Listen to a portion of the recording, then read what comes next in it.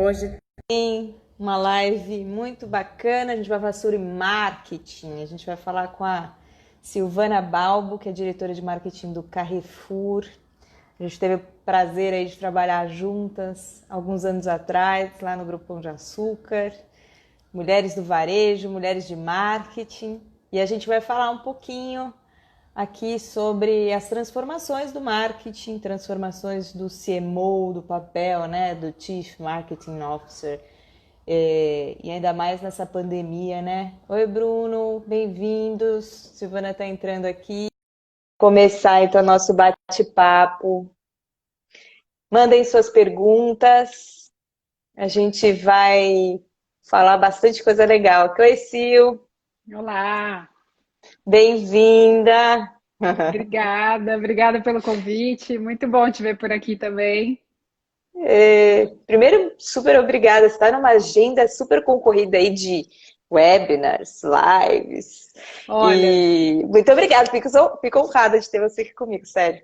eu estava brincando com o meu time que vai terminar a pandemia, eu vou virar apresentadora da metodologia, que eu já estou tão acostumada a entrar ao vivo, que juro por Deus, Maravilhoso.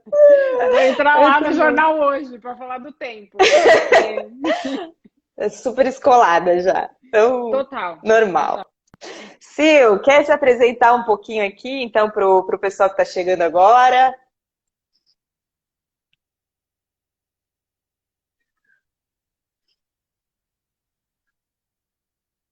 A gente está. Vamos ver se a conexão mantém. Aqui começa um horário concorrido das lives. Não sei se isso. Deixa eu ver se eu consigo.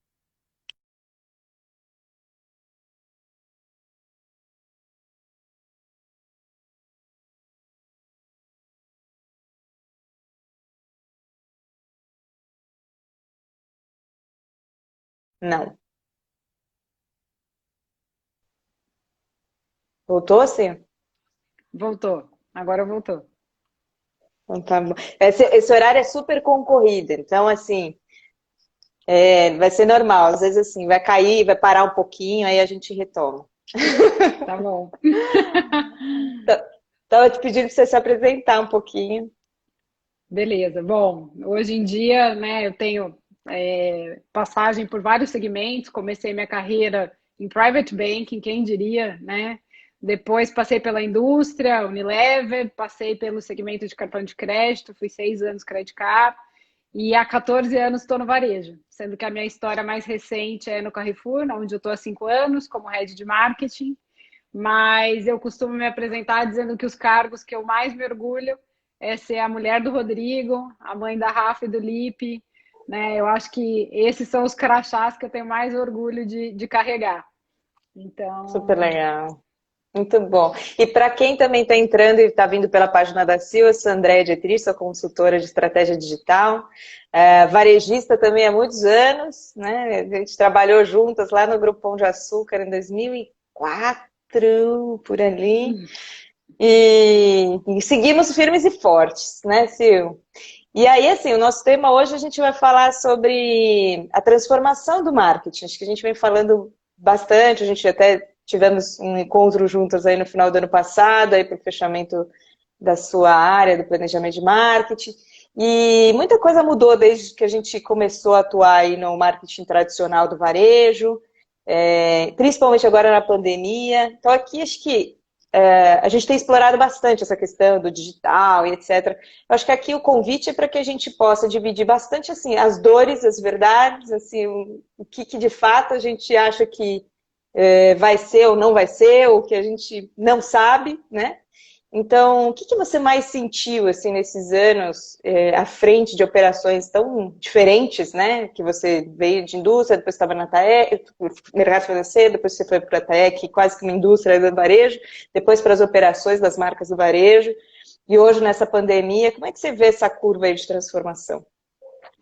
bom, eu acho que assim, pensando nessa trajetória, né, nesses diferentes segmentos, acho que uma coisa que sempre me acompanhou e continua fazendo muito sentido é a consistência, né? Quando você constrói grandes marcas, acho que uma das coisas mais importantes é saber de fato, como é que essa marca faz diferença na vida das pessoas e como é que você consegue refletir isso em tudo aquilo que você comunica ao longo do tempo. Então, eu sempre tive muito essa questão de para onde a gente está indo, por que que a gente está fazendo isso, qual é a estratégia por trás de tudo que a gente faz, e É mesmo verdade. no varejo, que é um segmento super dinâmico e super tático muitas vezes, né, que olha o curto prazo, quando você consegue traçar esse plano e ter coerência naquilo que você faz, você vê que o recall é muito maior, né? As pessoas absorvem melhor aquilo que você está fazendo e a mensagem eu acho que fica muito mais clara, muito mais bem retida.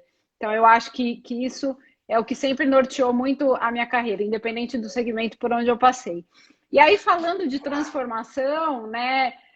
Até quando a gente estava trocando mensagem falando sobre essa live, eu me toquei que assim a gente interagiu numa época, 2008, 2009, o mundo mudou completamente de lá para cá. Né? Uhum. Se a gente for pegar essa década, e eu acho que o que aconteceu no Brasil, fiquei pensando um pouco nessa retrospectiva, eu acho que a primeira coisa que aconteceu na vida do brasileiro é que no começo da década de 2010, a gente viveu quase que um milagre econômico, né? Um boom. As pessoas tiveram Verdade. pela primeira vez o contato com uma nova experiência, com serviços de melhor qualidade.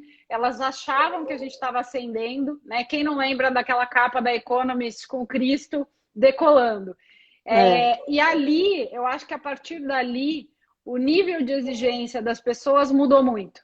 E o que aconteceu de lá para cá? De lá para cá, com essa exigência maior, o cliente muito mais informado, depois muito mais conectado. Então, a gente chega na pandemia dentro desse contexto. Um cliente muito mais exigente, muito mais digitalizado, com canais muito mais complexos para a gente interagir com ele. E agora, a gente vivendo essa pandemia, né? As pessoas vivendo isolamento social numa realidade completamente diferente. E como é que a marca pode se mostrar relevante e pertinente nesse momento? Né? Como é que a gente se coloca do lado das pessoas para fazer essa diferença e para ajudar a mitigar um pouco os efeitos da pandemia? Eu acho que esse tem sido o desafio de todas as marcas. É Acho que é isso muito mesmo. isso. E o que você coloca assim em relação, porque não é fácil lidar com essa mudança de paradigmas que a gente está vivendo agora, assim, o que você acha que não é aceitável mais? Que a gente fazia ou que o mercado costumava fazer, você fala, cara, isso não cabe, não tem mais como. Acho que muita coisa foi intensificada na pandemia, né? Quando a gente fala de transparência, de vulnerabilidade, enfim. Que você coloca assim, tipo, não dá. Marcas que Olha, continuarem a fazer isso tá fora do jogo. eu acho que tem duas coisas que me vêm à cabeça que são muito fortes e que são inaceitáveis para o consumidor hoje em dia. Acho que a primeira delas é a falta de transparência, né? Então, esse ponto que você já trouxe. E quando a gente fala de transparência, eu acho que não é a gente não errar nunca, não é a gente ser perfeito, é a transparência exatamente de mostrar que existem vulnerabilidades, né? Então, só para dar um exemplo de uma coisa que a gente tem feito e a gente tem percebido que as pessoas reagem muito bem, nos momentos de picos de demanda do nosso e-commerce, a gente teve que renegociar prazos de entrega com o cliente. E a gente entrou em contato com ele através do WhatsApp ou através dos canais que a gente tinha diretos, né? Telefone, chat, o que for. E quando a gente explicava, olha, em função do nosso alto nível de demanda, a gente pode reagendar o seu pedido para um dia depois, 2 dias depois, as pessoas tiveram um nível de compreensão e de tolerância inacreditáveis. Então, É. assim, eles conseguem perceber que você está sendo transparente, que você está renegociando alguma coisa, mas que isso é para garantir a sua satisfação, né? Porque eu prefiro renegociar com você o prazo do que falar que eu vou te entregar e não entregar. Então, eu acho Uhum. que a transparência associada a essa questão de mostrar a vulnerabilidade e tentar trazer o cliente para o nosso lado, eu acho que ela tem funcionado muito durante a pandemia. E eu acho que uma outra coisa que não tem mais nenhum cabimento, e durante a pandemia a gente tem percebido o quanto os canais funcionam melhor quando você tem uma via de mão dupla, né? Então eu acho que aquele monólogo que existia no passado, eu falo, você escuta, isso não funciona Uhum. mais, né? Os Uhum. canais que a gente Uhum. percebe que as pessoas mais têm curtido, mais têm utilizado dentro da nossa estratégia são aqueles que permitem interação, onde eles podem se manifestar, onde eles podem pedir, e a gente usou demais, principalmente o social listening, né, o monitoramento das nossas redes sociais, para praticamente drivar todas as decisões e tudo aquilo que a gente vai fazendo. Então, a cada comunicado que a gente colocava no ar, a gente ia para a rede social para ver assim, aonde a gente acertou, aonde a gente errou, que informação faltou que a gente pode agora incorporar no próximo comunicado. E assim, foi praticamente um test and learn de comunicação contínuo, né? E a gente foi assim, pelo menos na primeira quinzena, eu diria que os primeiros 20 dias, onde a gente tinha filmes no ar a cada 2 ou 3 dias, foi assim que a gente foi aprendendo e consertando, corrigindo ou complementando aquilo que a gente precisava comunicar. Então, eu acho que foi uma experiência super nova, mas muito rica, né? Que fica daqui para frente. É isso que eu ia te perguntar. Eu acho que isso, vocês experimentaram um jeito novo de operar que imagino que você não tenha como voltar mais e esperar fazer aqueles... Faz uma campanha, 6 meses depois eu vou avaliar qual foi o recall, como é que foi, como é que não foi. Como é que você vê que mudou essa dinâmica? Não, 6 meses para mim já parece um século, né? Quando eu fui para a indústria, eu vi esse negócio assim, né? Quando eu fui lá para a BRF, eu falei assim, 6 meses, não, vamos testar. Eu falei, que isso? Eu vim do varejo, vamos lá, põe filme. Só nessa última semana a gente pôs 3 campanhas no ar. Então, assim, né? E tem o Dani do meu time, Dani Milagres, um querido, amado, que teve a última passagem dele também na indústria, também BRF, e a gente brinca muito, né? Você fala, putz, é uma dinâmica completamente diferente a velocidade da indústria e do varejo. E, de repente, eu acho que para a pandemia, não quero assim me gabar, mas eu acho que o varejo, ele teve essa vantagem dentro da pandemia. A gente está muito acostumado a fazer coisas da noite para o dia, né? Quantas vezes a gente, na calada da noite, lá, aprovando um filme que a gente inventou porque precisava combater alguma coisa da concorrência, e em 24 horas a campanha estava pronta e estava no ar, né? Então, assim, eu acho que essa é uma pegada que o varejo já estava mais acostumado. Mas, sem dúvida nenhuma, muita coisa mudou, né? Eu acho que, por exemplo, home office não era uma realidade para nós. A gente estava ainda numa fase de teste, a gente estava aprendendo a fazer isso, ainda com uma certa dificuldade. Parecia que o dia que a pessoa estava em home office, ela estava meio assim de folga, né? A gente evitava de incomodar. E agora, imagina, a gente passa o dia inteiro em hangout e a gente percebeu, Didi, que assim... A vida profissional, ela ficou mais intensa e muito mais produtiva, porque agora as reuniões acontecem no horário, elas têm uma pauta, a gente sai de lá com decisões tomadas, e eu acho que, mais do que tudo, a gente tem focos muito claros, que no varejo, né, a gente tinha aquela máxima também de muita iniciativa e pouca acabativa. Agora, não, a gente tem iniciativas muito claras e são poucas e boas, né? Que a gente tem que apostar a cada momento. E elas têm começo, meio e fim. Então, acho que isso também foi uma coisa de bom que a pandemia trouxe para nós. Muito bom. E até tem uma pergunta aqui que fez lembrar dos meus tempos de pitch, de ficar fazendo xizinho nos planos de mídia. Você acredita, Silvane, que em breve anunciar cerveja na sexta-feira na novela 3 será a prática do passado? Então, assim... O velho modelo de fazer mídia, né? Assim, de você... Velho não, vamos colocar assim, que é tradicional. Tradicional. Assim, você compra, primeiro você bloca os espaços, depois você vai ver o que você vai pôr. Como é que vocês têm lidado com esse mix de canais, que é o que você falou, agora eu estou sentindo ali na pele o que está rolando e vou ver onde eu vou distribuir. Como é que isso muda na prática com as agências, o ritmo com as agências? Quais são os desafios que você está enfrentando com isso, com essa nova dinâmica?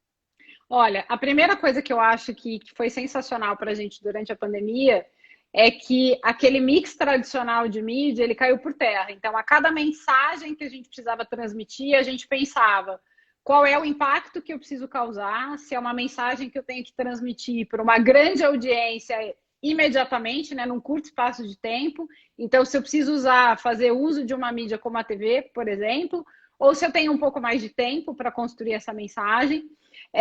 A gente pensou em impactar mais as pessoas num primeiro momento, porque era necessário transmitir tranquilidade, passar segurança. Então, eu acho que se teve um valor essencial que fez diferença na nossa estratégia, e que é, na verdade, um residual de tudo que a gente já vinha construindo, era a confiança. Né? Durante a pandemia, você não vai fazer compra num lugar que você não confia, porque a sensação que você tem é que você vai ser contaminada. Então, assim, acho que a gente veio colhendo frutos de uma confiança que a gente construiu ao longo do tempo, mas, sem dúvida nenhuma, nas primeiras 2 semanas, a gente precisava de ativas e tradicionais para dar os principais recados, transmitir tranquilidade de que nada ia faltar, de que as lojas continuariam abertas e de que a gente estava tomando as principais providências para garantir a segurança, tanto dos nossos colaboradores quanto dos nossos clientes.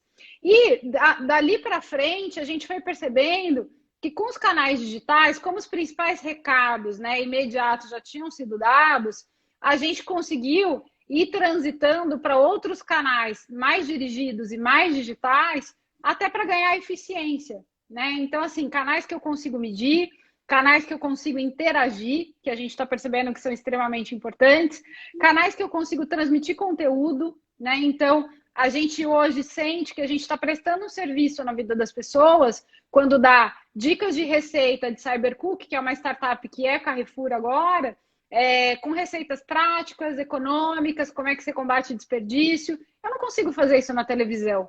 Mas o canal digital me permite tudo isso, né? Você tem o vídeo da receita, você pode entrar lá no Cybercook e até selecionar se você quer a receita que não suja tanta louça, né? Foi uma coisa que a gente incorporou, porque a gente sabe, aí. né? Tem as trilhas do Spotify.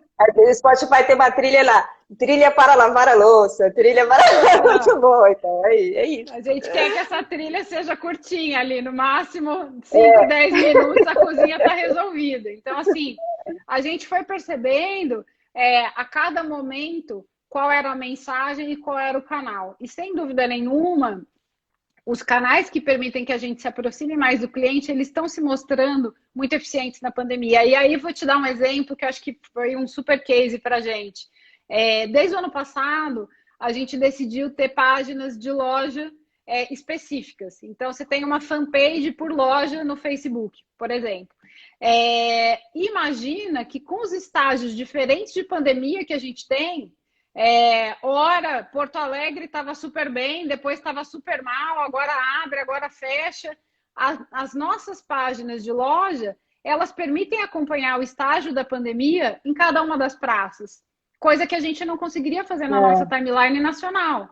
Então, a cada momento, a gente foi atualizando e com isso você cria essa proximidade, porque o seu conteúdo é pertinente para a pessoa daquela cidade, né? Que costuma frequentar aquela loja. Então, eu acho que esse também foi um ganho e que bom que a gente já estava estruturado com as páginas quando a pandemia começou.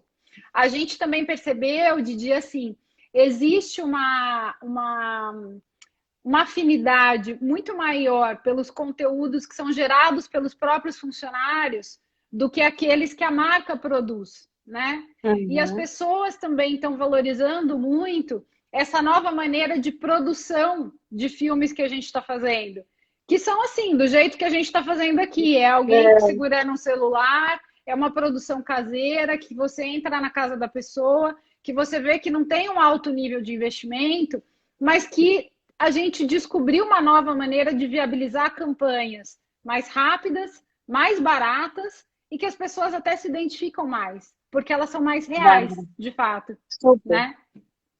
Mas dá um friozinho na barriga, né? Ainda mais na alta liderança, quando fala assim, como assim eu vou abrir uma fanpage por loja? O que eles vão postar, né? Normalmente, e o meu brand, e a minha marca, cada um vai falar uma coisa. Como é que você lidou com isso? Até essa questão também de filmes mais perfeitos, ou você usar o que a gente chama de user-generated content, né? O conteúdo feito pelos próprios usuários, que tinha sempre o estigma, não, mas tem que ser uma coisa mais, tem que ser profissional e tal.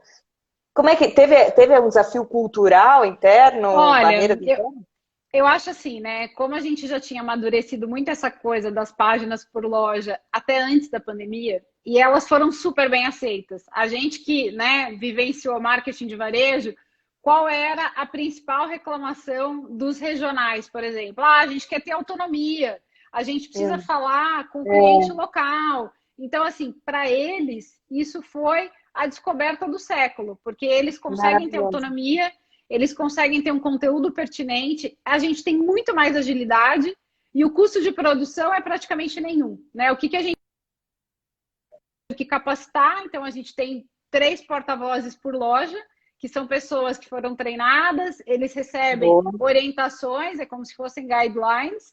A gente tem um parceiro para isso, que é a BornLogic, que ajudou a fazer todo o treinamento. Aliás, é uma startup, né? Acho que ela tem também um super valor nessa história, que ajudou a gente não só a treinar, como também a definir esses processos. Como é que a gente faz a curadoria, como é que a gente filtra, que tipo de vídeo vale a pena postar ou não. Então, e assim a gente foi direcionando. E existe uma troca hoje. Então, assim, a gente dá muitos desafios para os gerentes digitais, que é como a gente chama essas pessoas que estão produzindo conteúdo lá na ponta. E eles também provocam a gente com conteúdos que vale a pena a gente postar na nossa timeline nacional, por exemplo. Então, é uma interação super rica, né? A gente faz isso com muita frequência e eles se sentem muito mais importantes, porque eles percebem que eles hoje têm um papel fundamental dentro da nossa comunicação, né? Eu acho que é muito bacana o case. Muito legal. E olha como, né, teve um processo de amadurecimento geral para chegar nisso, né? Porque não é fácil. Realmente sempre foi uma coisa muito... a gente viveu muito essas... E eu fui regional, também fui marketing regional, depois fui marketing nacional. Sempre faz, centraliza, não, unifica. Não, e aí empodera a ponta, faz os marketings regionais. Não, agora centraliza tudo. Então tem os desafios de gestão, de modelo de gestão, de governança, que eu acho que também muda bastante com essa questão, né? Mudam-se os canais, não dá mais para separar muito o que é uma coisa, o que é outra, o que é online, o que é offline, o que é conteúdo, o que é CRM, o que é e-commerce. Como é que você vê hoje a sua estrutura e como é que você acha que vai amadurecer, como é que isso vai caminhar daqui para frente? Hoje a gente tem tentado até para conseguir se localizar, né, no meio de tudo isso, porque é o que você falou, a governança é complexa, a gente tem uma clareza de que tem conteúdos que dá para a loja produzir e postar, faz todo sentido você, por exemplo, a loja de Goiânia falar do piqui porque está na sazonalidade, mas não faz sentido eles fazerem uma comunicação que é mais institucional, emocional. Então, a gente tem se dividido de uma forma onde a gente separa os jobs que são mais de reputação e institucional, e esses seguem um fluxo, vamos dizer, mais tradicional e com todo aquele cuidado e aquela perfeição na hora de produzir, né? Então a gente acabou de colocar no ar, por exemplo, um filme que é super emocional do grupo, que fala sobre a mudança que a gente está vivendo e fala que essa é uma mudança que está acontecendo muito mais dentro de nós até, e que tomara que algumas das coisas positivas permaneçam, né? A gente está muito mais unido, a gente está valorizando muito mais aquilo que importa, o essencial. Então, o objetivo dessa mensagem tem muito a ver com isso. E para esse tipo de campanha, a gente tem um time de branding, né, que lidera esse tipo de campanha com a Publicis, que é a nossa agência mais tradicional. Para endereçar essas questões que são muito mais locais, a gente está dando autonomia para o time regional, principalmente para usar essas páginas de Facebook. Ao mesmo tempo, dentro de casa, a gente montou praticamente uma operação in-house, onde a gente tem designer, a gente tem redator, a gente tem programador. Então, várias das peças que vocês devem estar sendo impactados no nosso digital estão sendo produzidas por esse time interno. Então, teve até uma pessoa que falou que está sendo super impactada agora pelas mídias do Carrefour.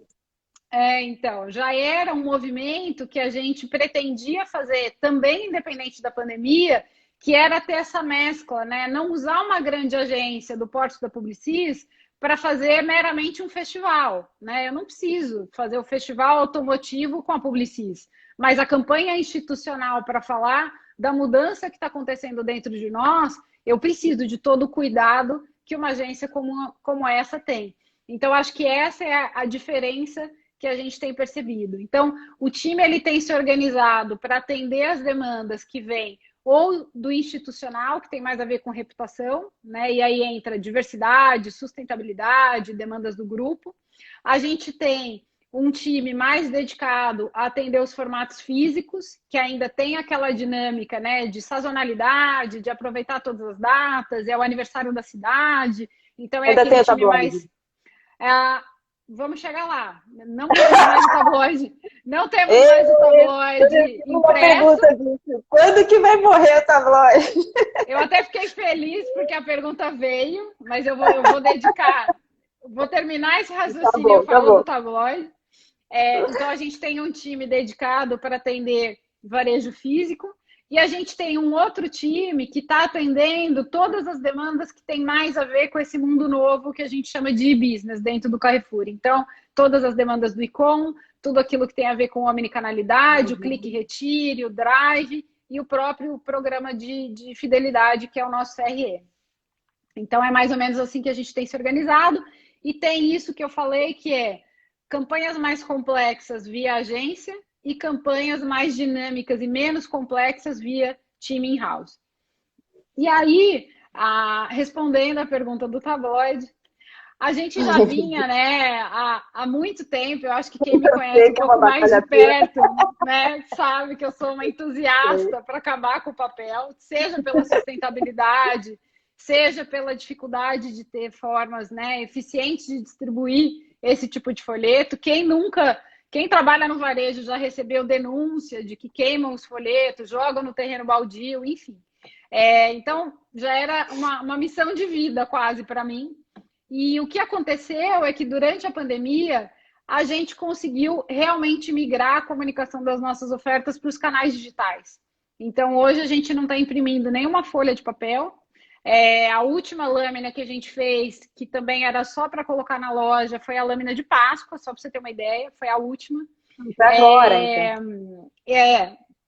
Mas assim, já numa tiragem muito menor, só para colocar no display, e a gente vem trabalhando demais os nossos canais dirigidos. Então, hoje você consegue acessar todos os folhetos pelo app. A gente tem uma página também, para quem não quer baixar o app, tem uma página onde a gente hospeda todos os folhetos e você coloca lá em que cidade você está, que formato você usa, e você vê todos os folhetos disponíveis. A gente também tem a Karina, que é a nossa assistente virtual. Então, você interage com a Karina pelo WhatsApp e ela te manda os folhetos da loja que você frequenta. Então, cada vez a gente vai dependendo menos daquele canal tradicional que era o folheto impresso, né? E isso é uma tendência que a gente acredita que veio para ficar. Não dá para cravar isso na pedra, porque a gente imagina, né, que a recessão ela vai vir e vai vir muito forte. Então, não consigo garantir que a gente vai permanecer dessa forma pós-pandemia, mas tudo mostra, pelos resultados que a gente vem tendo, que a gente não está dependendo do papel para levar fluxo para as nossas lojas. Então, acho que essa é uma ótima notícia.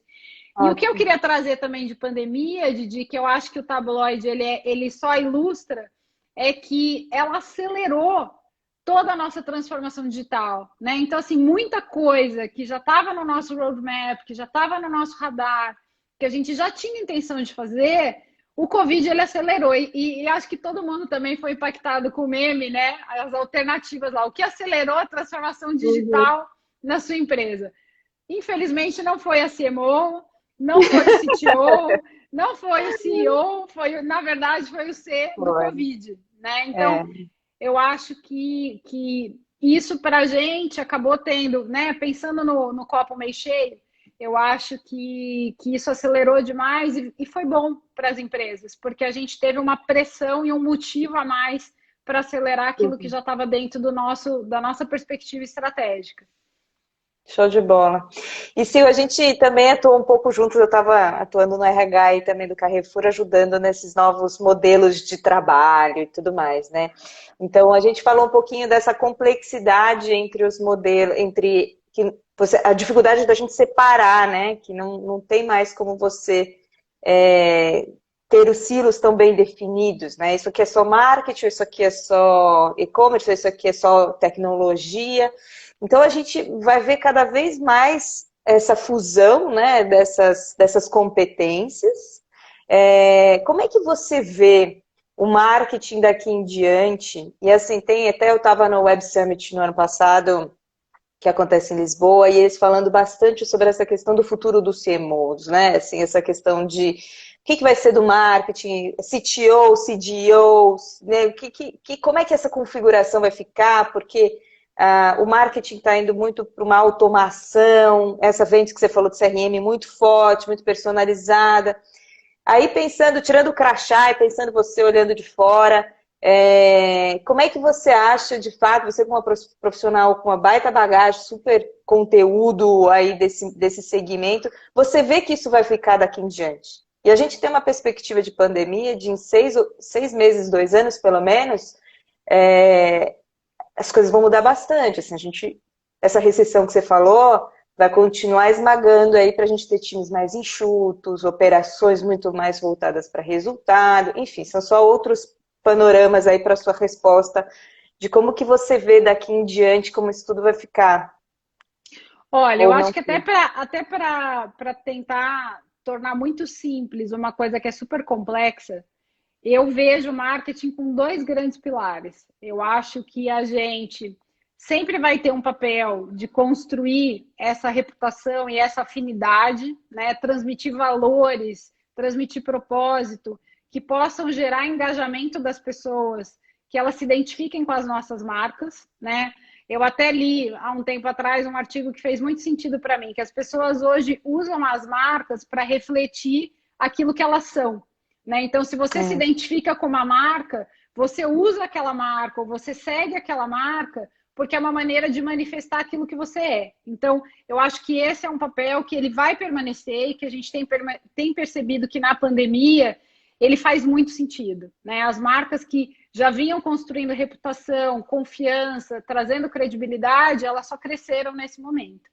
E existe um outro papel, né, a segunda vertente de marketing, que eu acho que ela continua sendo extremamente relevante, e ela vem se transformando na forma de entregar isso, é aquilo que a gente tem chamado de growth. Né? Tem muitas cadeiras de marketing que mudaram a sua nomenclatura para crescimento. Né? Elas são alavancas de crescimento. Então, como é que você atrai cliente e retém cliente? Né? Então, essa segunda vertente, eu acho que ela tem um drive para resultado muito forte, um drive para eficiência de tudo aquilo que você faz, de como é que você usa as ferramentas de marketing, como é que você mede resultado de tudo isso. Mas sempre com essa prerrogativa de atrair cliente e reter cliente. E aí é que você vai orquestrar o seu mix de comunicação e de marketing para atingir esses dois objetivos, tendo indicadores muito claros de como é que você está atraindo, o que está funcionando para atrair, o que está funcionando para reter. Então, assim, tentando simplificar, né, até para ajudar quem está assistindo aqui a gente, eu vejo essas duas vertentes. Uma que seria muito mais de branding, reputação e institucional, e uma outra que é crescimento, atrair cliente e gerar receita para o negócio. Boa. E até eu estou fomentando agora um projeto novo que chama Ambidestra, que é justamente essa questão de fomentar o empreendedorismo feminino, mas a gente usa muito esse termo de ambidestria organizacional, que está muito relacionado a você olhar o hoje, o resultado de curto prazo, né, o que está acontecendo agora, então, execução, e você, ao mesmo tempo, você também olhar o novo, você olhar a inovação, o que está vindo para frente, o futuro. Como é que você consegue equilibrar essas duas coisas, ainda mais trabalhando num varejo tão dinâmico e com uma pandemia que você não consegue prever o futuro? Como se planejar sem você saber o que vai acontecer amanhã? Que, na verdade, isso vai ser cada vez mais normal. Sim. Eu brinquei outro dia, né? Participei de uma live onde eles perguntaram assim, o que você teve que se reinventar durante a pandemia? E eu acho que para quem me conhece mais de perto, eu sempre fui uma super planner, né? Eu sempre tentei planejar muitas coisas. Eu acho que depois que eu tive os meus filhos, eu descobri que não dava para planejar tudo, porque não tem como você controlar o que já não está mais dentro da sua barriga. Mas a pandemia ela trouxe muito isso, né? Essa agonia de você não conseguir mais planejar. E o que a gente está tendo que se acostumar é que esse planejamento, ao mesmo tempo, você precisa ter consistência naquilo que você está fazendo, mas não dá para fazer um plano com um horizonte de longo prazo, né? Então, assim, a gente tendo um norte do que a gente quer deixar como mensagem residual, de quais são os diferenciais que a gente quer que as pessoas percebam, você ir mudando a tática ao longo das semanas de como fazer isso acontecer, não tem problema nenhum. Então, assim, vou te dar um exemplo pegando uma variável que é super importante no varejo, que é preço, né? Então, a gente percebeu que a pandemia ia impactar demais o bolso das pessoas. A gente começou pelo monitoramento de redes a perceber que a inflação dos alimentos essenciais, ela estava virando uma grande preocupação. O que a gente fez? A gente lançou uma iniciativa de congelar os preços da nossa marca própria. Isso foi logo no começo de abril. Um pouco mais para frente, o governo lançou o auxílio emergencial. Então, assim, a gente continuou com o congelamento da marca própria, porque ele durou 2 meses, mas, não, agora então a gente vai lançar, vai ser o primeiro varejista físico a aceitar o auxílio emergencial, sem a pessoa ter que fazer o saque na caixa. Então, você vai mudando, mas pensa assim, o meu objetivo final é ser um parceiro do cliente no momento em que o bolso dele está comprimido. Só que as formas de fazer isso, elas vão mudando ao longo das semanas, né? E aí estamos falando que há 2 meses atrás a minha grande alavanca foi marca própria e agora eu estou falando de auxílio emergencial. E depois de amanhã talvez eu esteja falando de produto primeiro preço, sei lá. Então, assim, a nossa tática ela vai se alterando, as alavancas que a gente vai usando vão mudando, mas a estratégia permanece, né? Então, eu acho que é isso que a gente está aprendendo agora. Excelente. E você tocou num ponto que eu acho que é muito legal a gente ver a evolução do Carrefour nesse sentido, né? Que é essa humanização, né? De trazer causas, de trazer diversidade, de trazer... Você falou, né? O filme institucional foi a primeira vez que fizeram um filme institucional do grupo, que foi feito agora. Sim. Vocês trouxeram a menina do patinete com o Dani Milagres, quando ele super orgulhoso contou o que estava fazendo. Então, assim, a gente vê esses contrapontos, assim, né, da evolução do marketing, da comunicação, e a gente está aqui falando de varejo, que é o quente, que é ali a venda de amanhã, é a quarta extra. O batateiro. O batateiro. E aí é o batateiro, e a gente precisa, ao mesmo tempo, construir esse tipo de conexão e valores. Se você olhar e falar assim, cara, como é que eu olho, coloco o consumidor de fato no centro e falo como é que eu vou usar o auxílio emergencial, então, dentro do meu contexto. Então, eu acho que a gente está falando aqui de uma tendência muito forte, que é essa humanização das marcas, mas tem um desafio cultural importante, porque essa questão que a gente estava falando da ambidestria organizacional, começa também muito lá em cima, assim, você no conselho, no C-level, na presidência, você parar de olhar os indicadores de curto prazo e começar a olhar essa construção de longo prazo. Só que isso é super desafiador, ainda mais no varejista. Qual é a sua percepção em relação a esse ponto? Assim, quais são os triggers? Quais são as chaves para que essa mudança aconteça e a gente consiga ter marcas mais sustentáveis, mais perenes, né? Eu acho que você tocou no ponto fundamental, que é a cultura, né? E aí acho que o trabalho, inclusive, que você mesma vem fazendo junto com a gente, dentro do meu time, ou até de uma maneira mais expandida dentro do Carrefour, de abrir os olhos da alta liderança, e eu acho que isso é impossível fazer isso se não for top-down, né? Então a gente tem hoje, por exemplo, na figura do Noel, um grande apoiador, foi ele que apoiou e até estimulou, inspirou a gente com essa campanha que a gente acabou de colocar no ar, né? Então, não dá para fazer isso sem o apoio do C+ level, né? Não tem como fazer. E o que eu acho que a gente tem percebido, Didi, talvez o Carrefour tenha uma questão peculiar, né? A gente viveu uma crise de reputação há menos de 2 anos atrás. Então, a gente sabe o quanto custa você não investir na sua reputação, não mostrar aquilo que você faz em prol da sociedade e o quanto essa vulnerabilidade traz haters para a marca. Então, assim, eu acho que a gente... um pouco mais? Foi legal você contar aquele caso. Eu acho que a gente aprendeu muito com o caso do Manchinha, né? O que a gente percebeu foi o seguinte, a gente já vinha investindo muito na questão do bem-estar animal, a gente já fazia feiras de adoção, A gente já tinha várias causas institucionais, como é o caso da diversidade, que a gente até, inclusive, já é muito reconhecido, e da sustentabilidade. Mas o que a gente percebeu durante aquela crise é que a gente tinha investido muito pouco para contar tudo isso que a gente fazia, né? E de lá para cá, eu acho que a gente vem mudando muito essa visão dentro do board do Carrefour. Então, a gente se estruturou muito melhor, a gente constituiu um comitê para falar sobre isso.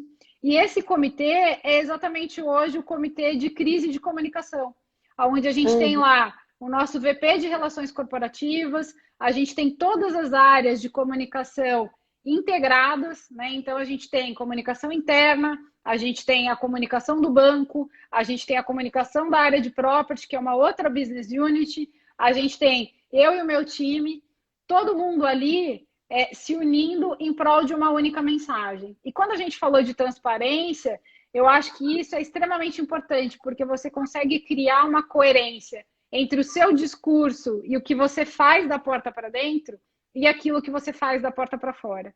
Então, acho que esse Isso foi é um marca, né? grande... Isso é marca, né? Então, assim, aquilo que a gente... aquela expressão, né? Walk the talk, ele serve muito para as empresas. Você tem que fazer aquilo que você prega. E se você não fizer hoje, você está muito suscetível a ser realmente apedrejado nas redes sociais ou ser abandonado pelo seu cliente, que eu acho que é a pior coisa que pode acontecer, né? Então, eu acho que esse é o aprendizado que fica. E na pandemia isso ficou muito latente. Eu acho que as empresas que legitimamente, né, de uma forma muito genuína, elas se apresentaram como grandes parceiros dos clientes, elas realmente conseguiram atrair e aumentar a fidelidade dos clientes. E graças a Deus é o que a gente está vendo dentro do Carrefour acontecer. Incrível, muito bom. E quando a gente fala de cultura, já linkando um pouquinho com a questão de transformação digital, né? Que assim, a gente vinha fazendo as coisas de uma forma, tinha ali algumas pessoas com habilidades um pouquinho mais já próximas ali ao digital, mas muita gente ainda com modelo, a gente falou você falou de growth. Growth, quando a gente fala, não, a posição, vamos dizer, de growth hacking, que está tão sendo falada ultimamente, ela vem muito de uma pessoa que tem a capacidade de enxergar o todo e entender o que é melhor para o crescimento da empresa naquele momento, seja atendimento ao cliente, seja redes sociais, seja e-commerce, seja venda, seja qualquer coisa que ele possa entender. Está enxergando o número, está enxergando o cliente, como isso... Mas isso é muito difícil hoje em dia, porque a gente tem uma geração que ainda não está capacitada nessas habilidades digitais. E mais do que habilidades digitais, que a gente até conversou bastante aí no Carrefour, a gente fala do soft e dos hard skills. Hard skills é quando a gente fala das capacitações, né, da ferramenta em si, que a gente ensina. Mais técnica, sim. Mais técnica, mas tem uma questão de modelo mental, que é a parte mais difícil. Como é que você se abre para o novo? Como é que você reage, de que forma você reage às críticas, de que forma você reage a feedback, enfim, tudo mais. Como é que você vê essa transformação dos skills, né, dos profissionais de marketing? Como é que você está montando o teu time? Quais são as habilidades que você procura nos profissionais, que você recomenda e que você acha que tem que ser desenvolvidas, olhadas, para atuar nesse momento de transformação daqui em diante, né? Para quem está aqui em momento de repensar suas carreiras também. Olha, eu acho que a grande transformação que a gente está vendo e que, de novo, né, a pandemia só está acelerando, é que a gente deixa de ter verticais de especialistas e a gente passa a ter um time que consegue operar e ter uma versatilidade em todas as disciplinas. Então, um pouco disso que você falou. Qual é a necessidade do momento e como é que eu faço uso dessa ferramenta agora porque ela é mais importante? E aí vou te dar até um exemplo. A gente precisou fazer spot de rádio para falar do auxílio emergencial, porque a gente precisava chegar num consumidor de classe mais baixa. Ao mesmo tempo, a gente está agora com esses hard skills super apurados para fazer mídia digital, mensurando todos os indicadores, todas as sopas de letrinhas de digital. Então, assim, hoje, um recurso de marketing, ele precisa ter essa polivalência. E o que a gente está tentando fazer é expor as pessoas a esses desafios que envolvem disciplinas diferentes, para que todo mundo consiga aprender tudo isso junto e ter a capacidade de operar independente do canal. Se ele é um canal tradicional, se ele é um canal digital, se ele é um canal proprietário dirigido usando ferramentas de CRM. Então, é isso que a gente vem tentando fazer. Mas, sem dúvida nenhuma, esse hard skill, eu acho que a gente até consegue, expondo as pessoas e treinando, você consegue desenvolver. O que é mais difícil de desenvolver são soft skills, né? Então, o que a gente tem buscado é mudar esse mindset de que, não, eu só sei fazer isso, ou eu não consigo aprender. Então, como é que a gente quebra essa barreira que muitas vezes ela está dentro da própria pessoa? E isso tem sido decisivo para a gente perceber quem continua no time, quem a gente atrai para o nosso time e como é que a gente segue daqui para frente. E tem pessoas que reagem muito bem, né? A gente tem pessoas que tinham até então carreiras super especialistas, né? Tem uma pessoa do meu time que eu estava falando hoje, que ela a vida inteira trabalhou com a parte de identidade visual e a gente deu um desafio para ela agora e ela virou uma super multitask, né? Não sei se a Michelle está aqui com a gente, mas é dela que eu estou falando. Então, assim, uma pessoa que foi de design, formada em arquitetura, e hoje ela consegue transitar e navegar em todas as disciplinas que o marketing exige, né? Ela navega no digital, ela navega se tiver que fazer um filme, ela faz, um anúncio, ela faz. Então, assim, isso dá para a Michelle, como profissional, um super upgrade de carreira e de currículo, né? Imagina o quanto ela se torna mais completa e mais versátil para assumir outros desafios, né? E se ela fosse continuar na trajetória dela vertical, ela já estava praticamente batendo a cabeça no teto, porque ela já era a nossa head de identidade visual. E agora não, agora a gente abre um outro universo para ela. Então, o que eu acho que é bacana é a gente perceber assim, quando a pessoa, né, o profissional, ele percebe as oportunidades que estão sendo colocadas e agarra isso com essa paixão e com essa disposição de aprender, eu acho que ele abre os horizontes. Se ele se apega naquilo, não, eu só sei fazer isso, eu vou continuar defendendo que é isso que a gente tem que fazer, porque eu não sei fazer outra coisa, eu tenho medo de perder meu emprego se a gente parar de fazer isso, aí sim eu acho que ele joga uma âncora e ele não consegue crescer e evoluir com esse novo marketing. E aí, falando um pouco sobre skills, né, a visão que eu tenho hoje desse novo profissional de marketing, a gente precisa ter um time muito diverso. Quais são os grandes skills que a gente tem buscado? Eu preciso ter um blend, né? É quase que um mix.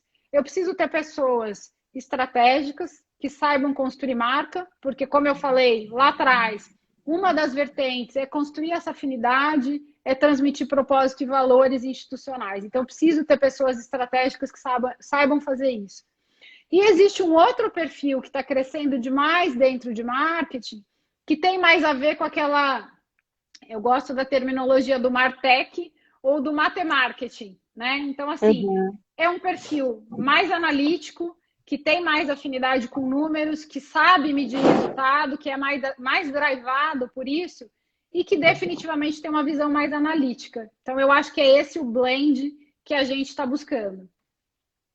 E que tudo bem, né? Esse que é legal, assim, quando a gente monta time, que às vezes você fica lá assim, não, agora todo mundo tem que ser super digital native, todo mundo tem que ser mega performático. Cara, e como é que eu pego a emoção? Como é que eu construo aqui desse outro lado esse institucional, esse criativo, né?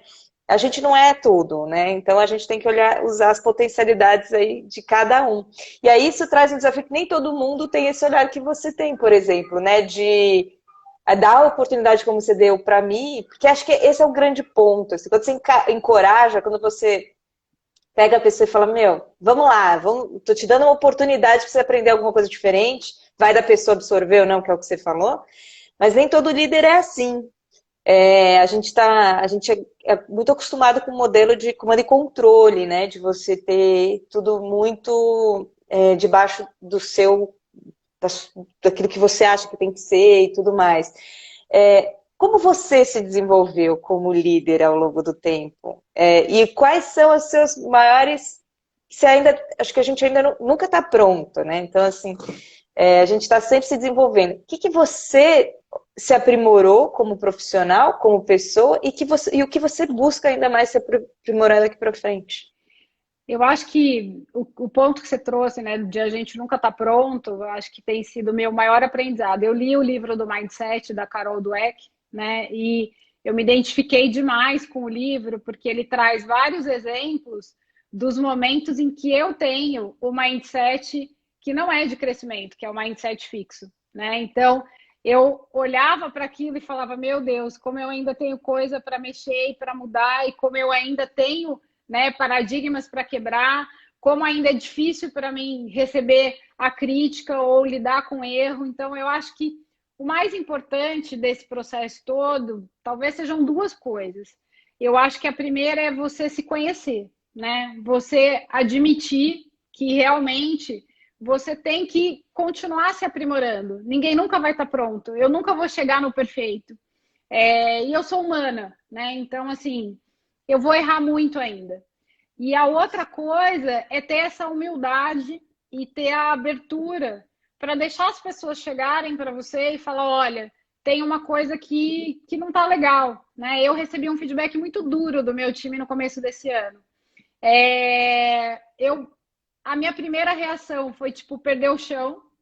A minha segunda reação foi pensar, se eles se dispuseram a me dar esse feedback, é porque eles querem me ajudar. Porque uma relação que você não aposta mais, você não faz questão de falar, olha, eu queria que você fizesse isso diferente, eu queria que você fizesse menos isso e mais aquilo. Você simplesmente, no caso deles, eles poderiam procurar outro lugar para trabalhar, né? Eles podiam me demitir como chefe. Mas não, eles preferiram dizer para mim aonde eu podia melhorar.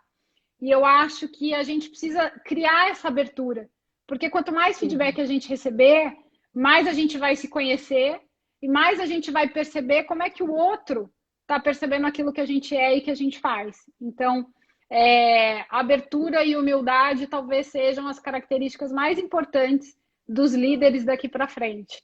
E eu tenho aprendido muito. Acho que eu aprendo demais com o meu time, aprendo muito com os meus pares também. Mi, tava falando de você, ela entrou aí agora, Mi.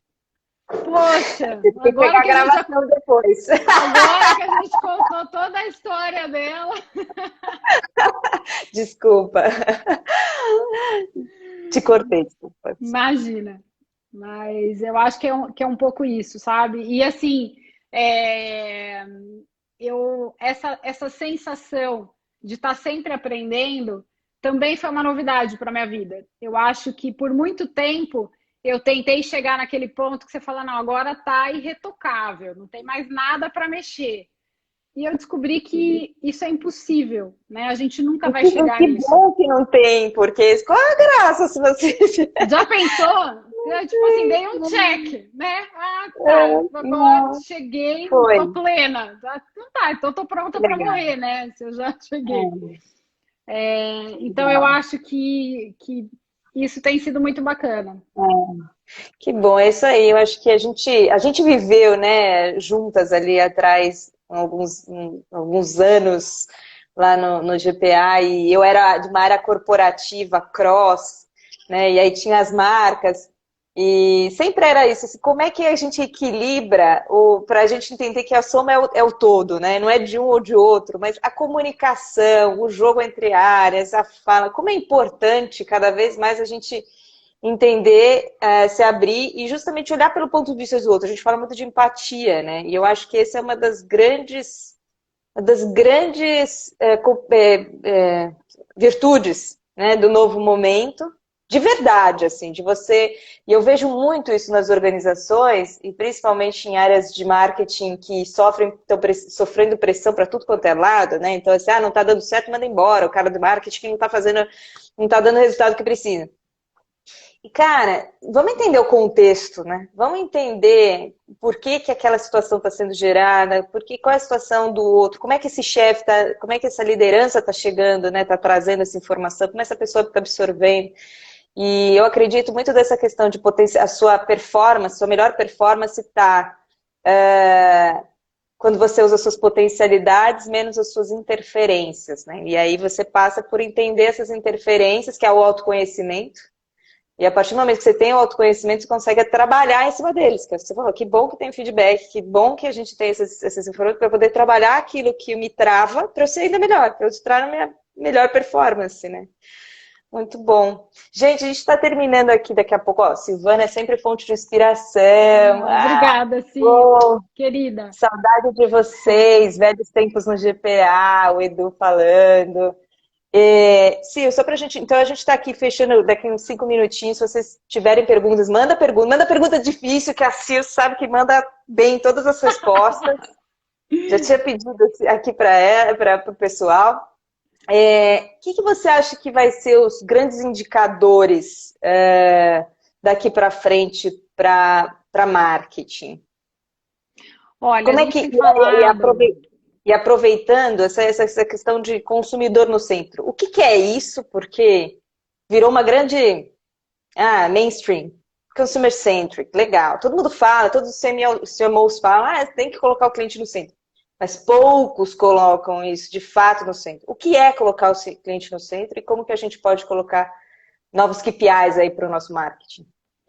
Olha, eu acho que eu tenho uma forma talvez bastante tangível de responder essa pergunta, né? A forma que a gente tem acompanhado aquilo que o cliente quer e aquilo que ele faz, ela tem hoje várias fontes, né? Que de repente pode até ser uma inspiração aí e um exemplo para quem está assistindo a gente. A gente tem usado os estudos que a gente sempre teve, né? Então, Kantar, Nielsen, que o cliente está comprando, o que ele está fazendo, quais são as grandes tendências. Isso eu acho que é uma coisa default e todo mundo sempre fez. Tem uma outra fonte, que é aquilo que a gente faz de mensuração interna. Então, a gente tem pesquisas recorrentes, que no caso de Carrefour a gente chama de barômetro, é uma ferramenta global. Uhum. Então, que a gente convida o cliente a participar e ele nos avalia do ponto de vista de experiência que ele tem com a marca, em todos os atributos que você puder imaginar, a qualidade dos produtos, a variedade, o preço, o atendimento, se tem fila na loja. Então, a gente tem ali toda uma bateria de coisas que a gente considera. A gente começou a usar e tem usado cada vez mais os canais digitais para complementarem esse tipo de informação. Então, o que estão falando sobre o Carrefour? A gente usa, por exemplo, o Google My Business. Se você entrar lá na loja do Carrefour de Interlagos, o que as pessoas estão falando sobre o Carrefour de Interlagos? Então, não é só o barômetro, não é só a Nielsen, é também aquilo que o consumidor está falando sobre nós. E a gente tem usado cada vez mais os dados dos nossos próprios clientes. Então, para entender, o cliente que se tornou mais fiel, ele tinha que perfil? Tem lojas que fidelizam mais que outras? Tem alguns tipos de categoria que as pessoas consomem e que estão fidelizando mais o cliente ao Carrefour? Então, tem sido uma somatória de informações sobre o cliente que a gente vem utilizando. A gente tem uma diretoria super estruturada dentro do Carrefour, que é liderada pela Tatiana Maza, que é uma par minha que eu super admiro, né? Então, hoje, toda a parte de dados está embaixo dela e toda a inteligência de clientes. E isso tem drivado de verdade as nossas decisões. Então, eu acho que a gente conseguiu achar realmente uma forma de não só ter esse discurso de foco no cliente, mas, de fato, usar as informações que a gente tem sobre ele para orientar as decisões. E aí, quando a gente faz um link disso com a sua pergunta sobre indicadores, quais são os principais indicadores de sucesso para saber se a nossa estratégia está funcionando ou não? E aí eu acho que tem dois principais. Um deles é o NPS, que para quem não conhece é o Net Promoter Score, né, que é o saldo das pessoas que são detratoras, né, que criticam a gente versus aquelas que recomendam, qual é o saldo disso. Então, esse é um indicador super importante para todos os nossos formatos, e a gente tem ele como indicador de todos os executivos. E o outro indicador que a gente tem mirado cada vez mais, e pós-pandemia ele vai ser ainda mais importante, que é o que a gente chama de share of wallet, né? Então, de tudo aquilo que o cliente consome de alimentação, né, da compra que ele faz alimentar, quantos por cento ele deixa com a gente? E aí, se eu tivesse que amarrar, né, numa coisa bacana final de indicador, a gente tem falado muito de share of life, que é qual é a fatia da vida dessa pessoa que ela resolve com a gente, né? O quanto eu estou sendo uma solução para esse cliente e o quanto ele está convivendo diariamente com a nossa marca, porque ela agrega realmente algum valor na vida dele e faz a diferença. Ai, 25 segundos restantes. Tinha uma pergunta do Vini Massarotti. Ah, Vini, sobre o querido! desafio. Que foi do meu time. Quais serão os grandes desafios para o final do ano? Putz, ó, vamos fazer o seguinte: a Sil me responde e eu mando no Instagram, tá? Obrigada, Sil. Vamos cortar a gente aqui. Amei. Amei, Obrigada, super Ju. beijo.